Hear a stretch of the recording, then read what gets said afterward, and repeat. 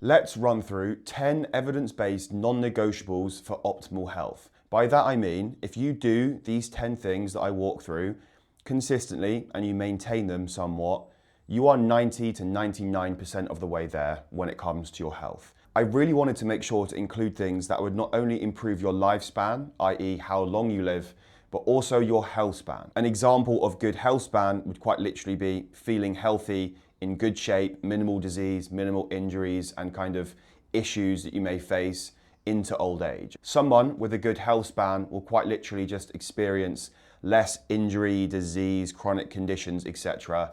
in old age. That's the idea. Number one, without argument, has got to be gain some muscle and maintain that muscle. Some of the biggest issues that we see in elderly populations come as a result of low muscle mass or muscle weakness. As you get older, something called sarcopenia takes place, which is quite literally the degeneration and wasting away of your muscles as you get older. This results in weakness overall, which affects your quality of life, but it also increases your fall risk. Falling down as an elderly person can be really, really bad, right? Like if you get a pelvic fracture or a little break or some kind of semi-debilitating injury as an elderly person, it can massively affect your lifespan, your health span, and your overall quality of life. Not only that, but we have an abundance of research that tells us that muscle mass and muscle strength are directly correlated with health span. And when I say health span, by the way, I'm talking about loads of biomarkers of your health as you age. Grip strength is another really interesting metric here too.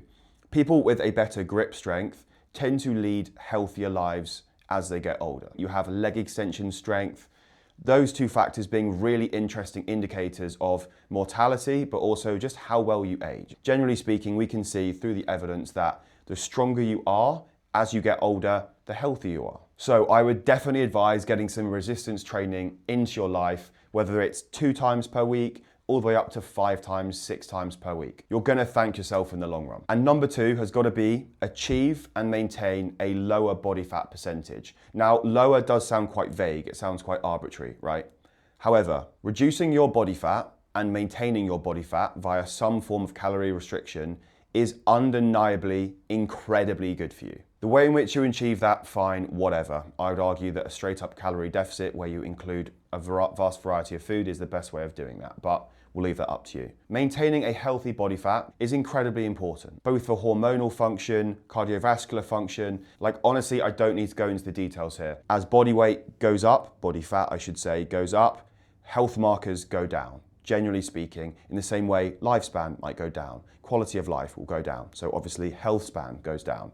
And we can see as body fat comes down, these markers of health go up. It's undeniable. So in short, find out what a healthy body fat for you is based on your age and your sex, and then maintain it, simple as. Number 3 is be on your feet more. Particularly in the West, we just sit on our asses all the flipping time, okay? Now, even if you do a load of exercise, let's say you ran intensely for an hour a day, if you then spent the rest of the day sitting down, you might very likely be almost negating the benefits of that run. And I'm not exaggerating here. We can see this in the research. When you're stood up and just doing things, whether you're cooking, fidgeting, whatever, walking around on the phone, something is happening. That thing is called NEAT, non-exercise activity thermogenesis. And this is where a very large portion of our daily calories are burned. There is a very clear link between being that active on your feet person and living healthier, living longer, feeling better. So what I would say is do this. Think about when you can be on your feet. If you're taking a meeting or a call, for example, can you take that call while you're on your feet? On your commute to work, could you say get off a stop early on your train or bus and then walk the rest of the journey? If you drive, could you find a car park that's slightly further away from work and then walk the rest? When can you squeeze in walks during the day? When can you be on your feet? Can you go for a walk in the morning? Can you go for a walk on your break or your lunch break? After work, could you walk to the gym? These are things that might sound insignificant by themselves, but they will massively compound over time. If you're sat down in the office, rather than bringing a big water bottle into the office, bring a small water bottle or actually use their cups. And then you have to get up and fill up your water more regularly. It's a bit of a sneaky one. Your boss probably won't like it, but at the end of the day, that will really add up over time. Like being on your feet more, even if it seems totally insignificant, throughout the course of the day/week, it's going to be good. And number 4 is improve your VO2 max. People with a better VO2 max are very, very likely going to be living longer, healthier lives. So it's an insanely good predictor, similar to these muscle strength tests like the grip strength or the leg extension test. These are amazing predictors of all-cause mortality, longevity, etc. So what do? Well, you improve your VO2 max. How would you go about doing that? Click the link here and watch this video first. I break down a good VO2 max training protocol and get stuck into it. It's pretty rough, but the results are pretty damn good. Number 5 is prioritize your protein intake. Now, protein, I still think is underrated and overlooked, even though many people are pretty good at meeting their protein intake. But for the vast majority of clients that start with me, they are baffled at how low their protein is. But honestly, once you start addressing your protein intake, you just start feeling amazing. You know, recovery improves, you'll find you can exercise better, you obviously recover better from that exercise. Muscle mass, muscle maintenance, longevity, you get the idea. So how would that look in terms of approaching your nutrition? Every time you make yourself a meal, are you getting protein in that meal? I would always advise, if possible, to just see where you can up the protein in your meal. It's pretty easily done. Now, you want to be aiming really around 20, 25, 30 grams of protein per meal if you can, for most people. Obviously, this will range drastically based on your goals, based on your age, your weight, your gender, etc. And number 6 is sleep like a brick. The more evidence we're seeing now on sleep, the more clearly we can see just how important it is. Now, I won't dive into this too much. I've got loads of content already on sleep. You can click this video right here. I dive into a bunch of actionable tips on how you can improve your sleep. Now that we're getting more research on the effects of subpar sleep or poor sleep quality, the more we can see just how important it is.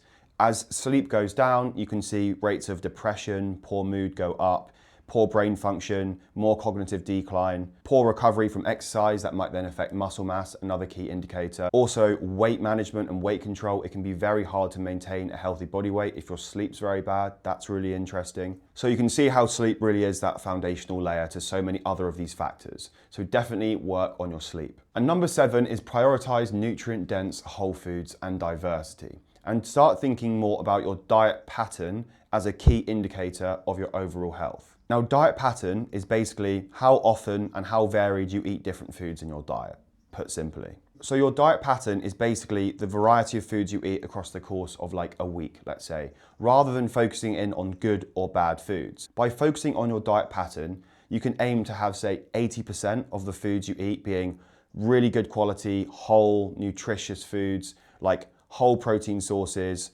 minimally processed food, loads of fruit, loads of veg, and loads of diversity of plant foods, whole grains, etc. And the other 20% can be the bad foods, foods that you like eating, that you get enjoyment from, that's really important, that might be ultra processed or very sugary or whatever, bad foods. So diet pattern gives you this lovely balance where you can prioritize eating well, but you can also use the bad foods to your advantage. They give you that reward, they're nice, they taste amazing at the end of the day, and eliminating them is not a good idea in the long run. And this is exactly why I do a diet analysis with my clients. We can create a diet that not only the client enjoys, they love eating it, they still eat the foods they like eating, the bad foods, but they can also be in the right calorie and macronutrient range to maintain muscle and achieve their goals of weight loss or fat loss, for example. But their diet is also nutritionally perfect. We can look at every single variable. We can look at calories, protein, carbs, fats, vitamins, minerals, fats as well, so omega-3s, omega-6s, omega-9s, cholesterol, sat fats, trans fat, protein breakdown, so amino acids as well. Anyway,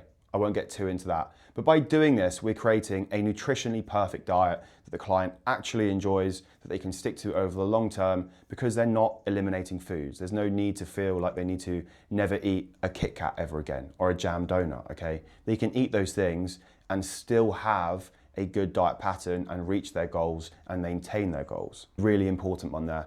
When you're doing any kind of diet or lifestyle change, ask yourself the question, can I see myself doing this diet next year, the year after that, the year after that? Because if not, it's probably not the right diet for you. One of the many reasons why severe elimination diets like carnivore for a goal as simple as weight loss is totally stupid. Because you can achieve the same goal of fat loss with basic calorie restriction without eliminating or avoiding any foods at all. That's kind of the best outcome, isn't it? And number 9 would be something along the lines of push yourself out your comfort zone. We can see that with aging, a really important factor for quality of life, how you feel, how you function, is actually putting yourself out your comfort zone a bit. Functional stress, good stress. you might have heard talk of the AMCC, or anterior mid-cingulate cortex, a part of the brain very much revolving around drive and goal setting and shooting for more, okay?